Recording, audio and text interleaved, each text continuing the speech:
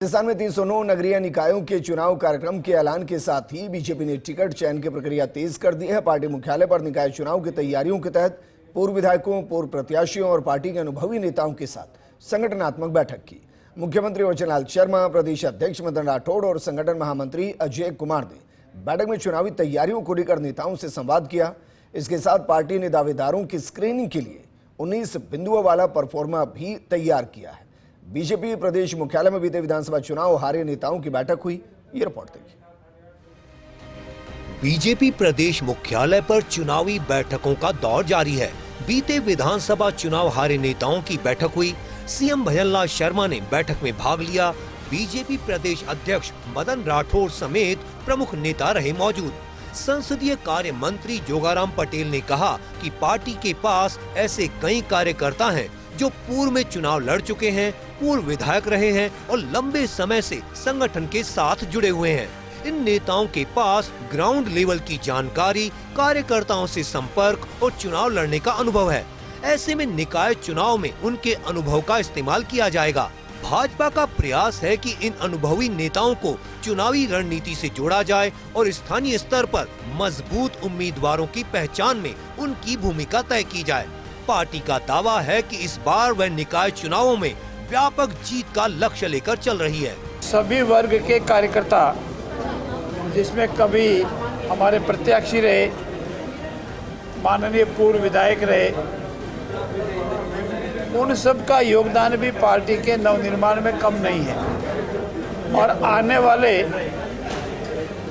चुनावों में, चाहे नगर निकाय के चुनाव है या उसके बाद में पंचायत राज के चुनाव है, उन सब चुनावों में उनकी भूमिका भी बहुत महत्वपूर्ण है। उनके पास बहुत बड़ा अनुभव है, ग्राउंड लेवल की जानकारी है, कार्यकर्ताओं से पहचान है और चुनाव लड़ने के जितने भी वाजिब तरीके हैं उन सब की उनको जानकारी है।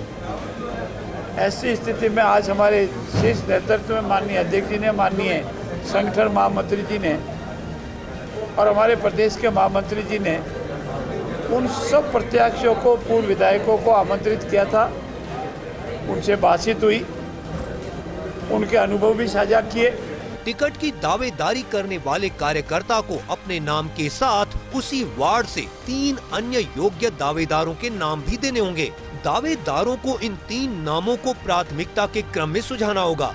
यानी पार्टी यह जानने की कोशिश करेगी कि संबंधित वार्ड में दावेदार की नजर में उसके अलावा कौन कौन से कार्यकर्ता चुनाव जीतने की क्षमता रखते हैं। पार्टी के 19 बिंदुओं वाले प्रोफार्मा में दावेदार से सिर्फ अपनी दावेदारी की जानकारी ही नहीं, बल्कि उसी वार्ड से 3 अन्य योग्य दावेदारों के नाम भी मांगे गए हैं। दावेदारों को इन 3 नामों को प्राथमिकता के क्रम में सुझाना होगा।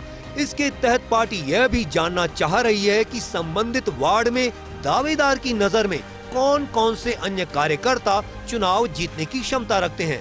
इससे पार्टी के पास एक ही वार्ड के संभावित उम्मीदवारों का व्यापक पैनल तैयार होगा।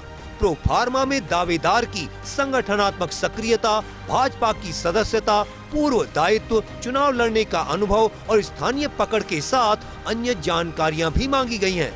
इसके अलावा आपराधिक प्रकरण, निकाय से जुड़ा बकाया और पूर्व में पार्टी की कार्रवाई जैसी जानकारी भी देनी होगी। इस प्रक्रिया के जरिए भाजपा व्यक्तिगत दावेदारी के बजाय वार्ड में संभावित जिताऊ चेहरों का आकलन करने की तैयारी में है। टिकट चयन के दौरान दावेदार की ओर से सुझाए गए 3 नाम भी पार्टी के लिए फीडबैक का आधार बन सकते हैं।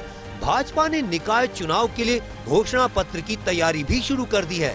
प्रदेश महामंत्री श्रवण सिंह बगड़ी ने बताया कि घनश्याम तिवारी की अध्यक्षता में 13 सदस्यीय घोषणा पत्र समिति बनाई गई है। समिति अलग अलग निकायों से सुझाव ले रही है और प्रत्येक निकाय की स्थानीय जरूरतों के आधार पर घोषणा पत्र तैयार किया जाएगा। इस रणनीति के जरिए भाजपा प्रदेश स्तर के मुद्दों के साथ साथ शहर और वार्ड स्तर की समस्याओं को भी चुनावी मुद्दा बनाने की तैयारी में है। ये बहुत अच्छी बात है कि राजस्थान में स्थानीय निकायों के चुनाव सरकार एक साथ करा रही है। उसका समय भी लागू कर दिया है और इसे एक साथ चुनाव होने से बार बार चुनाव होने के उससे बचेंगे और मैं समझता हूँ ये राजस्थान के लिए बहुत अच्छी बात है। और इसमें स्थानीय लोग अपनी सरकार चुन सकेंगे। घोषणा पत्र पंचायत चुनाव को लेकर 3 तारीख के बाद जारी करें। 2 प्रकार के घोषणा पत्र होंगे। एक तो हम घोषणा पत्र करेंगे राजस्थान सरकार और भारतीय जनता पार्टी स्थानीय निकायों में क्या क्या काम करेगी, और स्थानीय स्तर पर भी अपना अगर लोग जारी करना चाहें वो जारी कर सकें। जो हमारे विधायक प्रत्याशी हैं उन सबको यहाँ पे बुलाया गया था, क्योंकि सभी जगह नगर निकाय के चुनाव हैं।